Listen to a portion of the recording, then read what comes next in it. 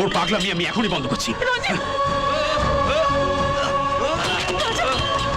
রঘু ধর, ওকে ধর। রাজু রাজু রাজু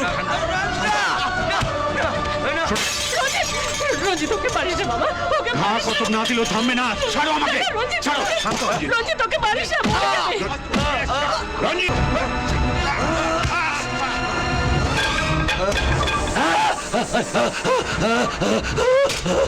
আমি তোকে মারা করছি, রঞ্জিত তোকে মারিস না। রঞ্জিত থাম, রঞ্জিত থাম। ছেড়ে দাও রঞ্জিত, আজ আমি এটা শেষ করে দেবো। ছেড়ে দাও আমাকে, তোমরা ছেড়ে দাও।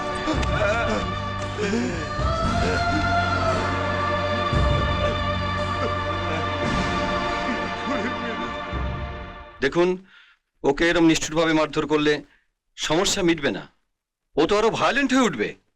তাহলে তো এখন একটাই রাস্তা খোলা আছে, ওকে কোনো পাগলাগারোতে নিয়ে গিয়ে 2-4টি ইলেকট্রিক শক দিলেই ওর সমস্ত পাগলামি খুঁজে যাবে। ওর দাদা হয়ে তুই এ কথা বলতে পারছিস? আমি তো কোনো অন্যায় কথা বলিনি মা। সবাইকে যা জ্বালিয়ে মারছে, না পারছি আমরা নিশ্চিন্তে ঘুমোতে, না পারছি একটু শান্তিতে বাঁচতে। না, রাজাকে আমি কিছুতেই পাগলা গারদে পাঠাতে দেব না। বৌমা ঠিকই বলেছে, দাদু ভাই পাগলা কারোতে যাবে না। ঠিক আছে, তাহলে বাড়িটাকেই পাগলাগারদ হতে দাও। দেখো মা, আমার বলা ছিল তাই আমি বললাম। ডাক্তারবাবু, এছাড়া অন্য কোনো উপায় নেই? দেখুন, রাজার প্রয়োজন ভালোবাসা আর সেবা যত্নের। আমি বলি কি, রাজার একটা বিয়ে দিয়ে দিন। আপনি একই বলছেন? সব জেনে শুনে এই পরামর্শ দিচ্ছেন? হ্যাঁ, আপনারা তো জানেন ভালোবাসার জনকে হারিয়ে রাজা পাগল হয়েছে। পূজাকেও নিজের জীবনের থেকেও বেশি ভালোবাসতো, তাই ওকে হারানোর ব্যথা কিছুতেই মন থেকে মেনে নিতে পারেনি। যদি কোনো মেয়ে রাজার জীবনে এসে ওকে ফিরিয়ে দিতে পারে ওর সেই ফেলে আসা প্রেমের সুখের অনুভূতি, আমার বিশ্বাস রাজা আবার ভালো হয়ে উঠবে। কি বলছেন আপনি? একটা পাগলকে কে বিয়ে করবে? কে চাইবে নিজের মেয়ের ভবিষ্যৎ জলে ভাসাতে? সত্যি বিয়ে না হোক, সাজানো বিয়ে তো হতে পারে। কিছুদিন রাজার পাশে বউয়ের মতো থাকলে হয়তো ওর মানসিক পরিবর্তন আসতে পারে। হ্যাঁ, কিন্তু এরকম মেয়ে পাবো কোথায়? দাদু ভাইয়ের গানের অনুরাগীর সংখ্যা তো অনেক। ওর এই বিপদের কথা শুনে কেউ না কেউ নিশ্চয়ই এগিয়ে আসবে। হ্যাঁ, আমি সেই মেয়ের কথা বলছি যে রাজার খুব বড় ফ্যান। প্রায় রোজই ওর ফ্যান মেল আসে হাজারো প্রশ্ন আর অনুরোধ নিয়ে। আমি একটিবার রাজাবাবুর সঙ্গে দেখা করব। ওর নেক্সট অ্যালবাম কবে বেরোচ্ছে, উনি আর ফাংশন করেন না কেন? রাজার এই অবস্থার কথা ওকে জানাননি তো? না, আপনার ইনস্ট্রাকশন মতো কথাগুলোকে চেপে রেখেছি বহু কষ্টে, কাউকে বলিনি। তবে ওই মেয়েটি রাজার প্রতি যে আগ্রহ দেখছি, সব জানলে আপনার প্রস্তাবে সে রাজি হয়ে যেতে পারে। মেয়েটির ঠিকানা?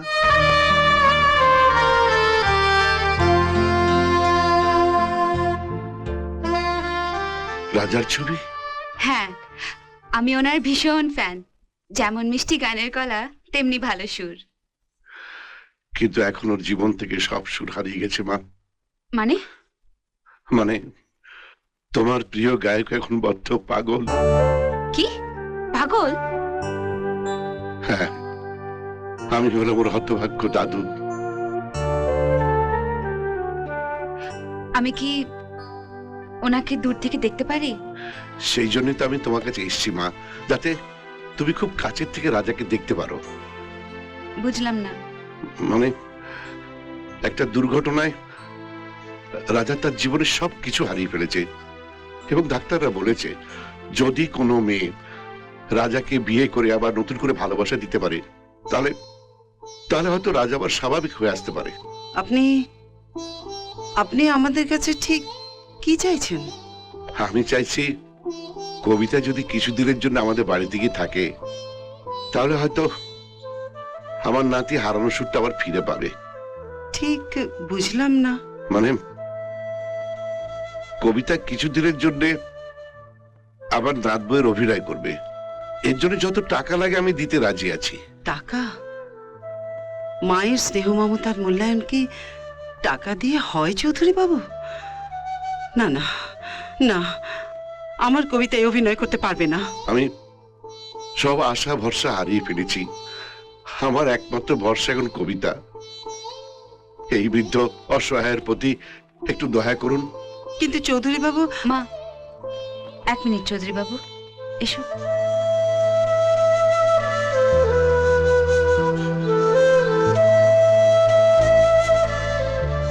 কিন্তু মা, তুমি তো চেয়েছিলে আমি এই নোংরা পরিবেশ ছেড়ে দিয়ে একটা সম্মানের জীবন পাই।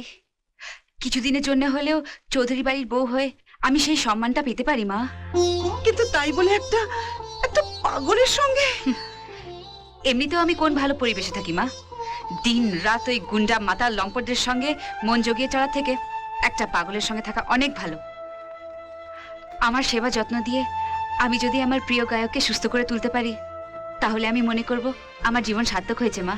কিন্তু কবিতা, আর না বলো না মা, তোমার অপারেশন করতে ডাক্তারবাবু বলেছে 2 লাখ টাকা লাগবে। আর চৌধুরী বাবু তো যে কোনো মূল্য দিতে রাজি আছেন। ভেবে নাও মা, এতে দুপক্ষরই ভালো হবে। বেশ, তুই যা ভালো বুঝিস কর মা। কবিতা, ধন্যবাদ দিয়ে আমি তোমাকে ছোট করব না মা।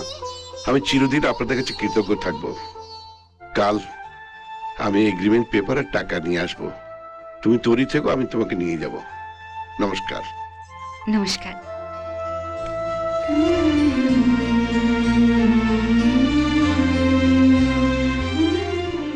উকিল বাবু, এগ্রিমেন্টের কাগজটা ওনাদের কাছেই থাক। ঠিক আছে। আর শান্তি দেবী, এর মধ্যে 2 লাখ টাকা আছে, আর এগ্রিমেন্ট অনুযায়ী মাসে মাসে বাকি টাকাটা আমি পাঠিয়ে দেবো। এসো মা কবিতা, আসছি। আমি বাইরে অপেক্ষা করছি। আসুন উকিল বাবু। চলুন। আসি মা।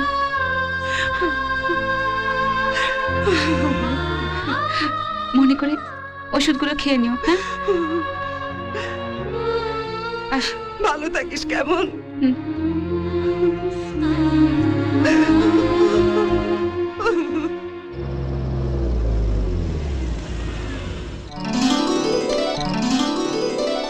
এসো কবিতা।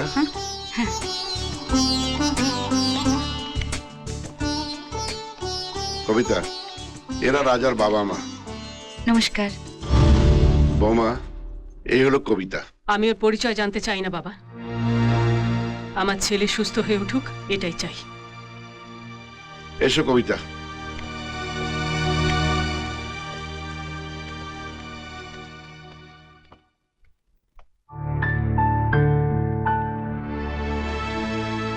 এসো কবিতা। এ হচ্ছে রঞ্জিত, রাজার বড় ভাই। নমস্কার। এসো। ও, এই কবিতা? হ্যাঁ কবিতা, এ হচ্ছে অন্নপূর্ণা, রঞ্জিতের স্ত্রী, আমার সংসারের লক্ষ্মী। নমস্কার।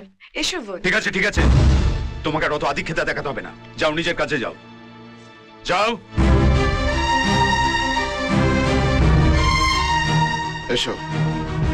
দাদু, আমার মনে হয় যে ওর যাতায়াতের জন্য আমাদের বাড়ির পেছনের সিঁড়িটা ব্যবহার করাই ভালো।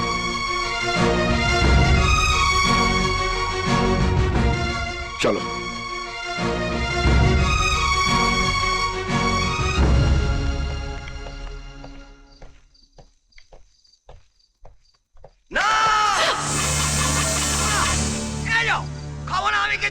ঘাবড়িও না, ওর ঘর বাইরে থেকেই বন্ধ করা আছে। ও নিজে নিজেই বন্দি পাখির মতো জীবন কাটাচ্ছে। এসো।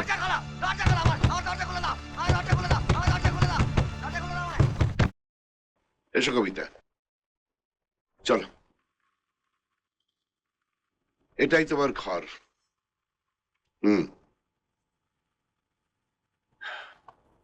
এটা রাখো।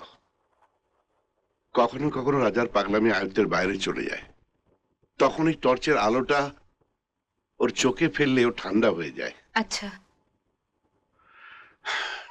দেখো কবিতা, সবার মতে আমি এই সিদ্ধান্ত নিয়েছি, এমন কিছু যেন না হয় যাতে আমার মান সম্মান চলে যায়। আপনি নিশ্চিন্তে থাকুন, এবারের মান সম্মানে আমি কখনো আঁচ লাগতে দেব না। এবার আমি আসি।